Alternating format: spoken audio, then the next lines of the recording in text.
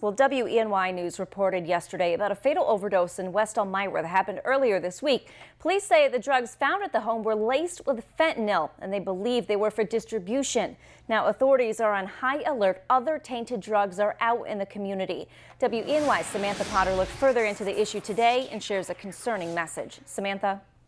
Yeah, Renata, police strongly believe there are still drugs laced with fentanyl out in the community. At this time, they're asking anyone who may have the tainted drugs to turn them into your local police station. They say no questions asked and you won't get in trouble. They just want to prevent future overdose deaths. If they have such a substance still in their possession, we encourage them to turn it over. They do not have to be fearful of prosecution. Tuesday night, the West Elmira Police Department found a resident unexpectedly passed away on Cleveland Avenue from a drug overdose.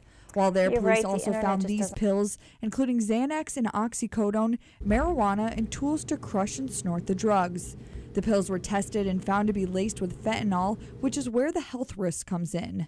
And they are literally taking their lives in their own hands if they in fact ingest these pills.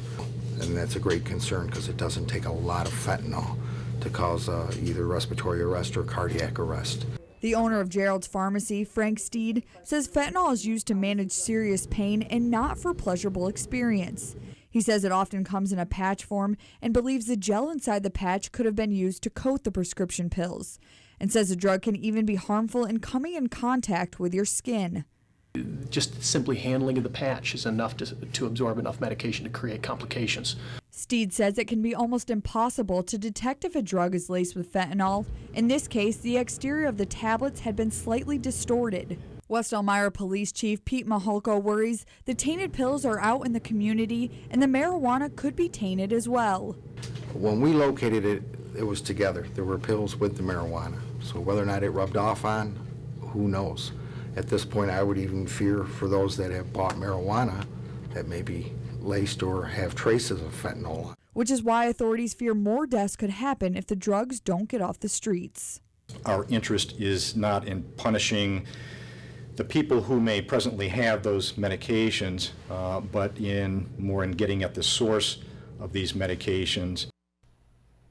Police believe some of the prescription drugs and marijuana were being sold to high school age students. Local school districts have been contacted and made aware of the situations.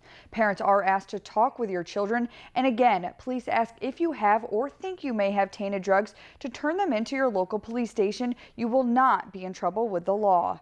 Reporting in the studio, Samantha Potter, WENY News.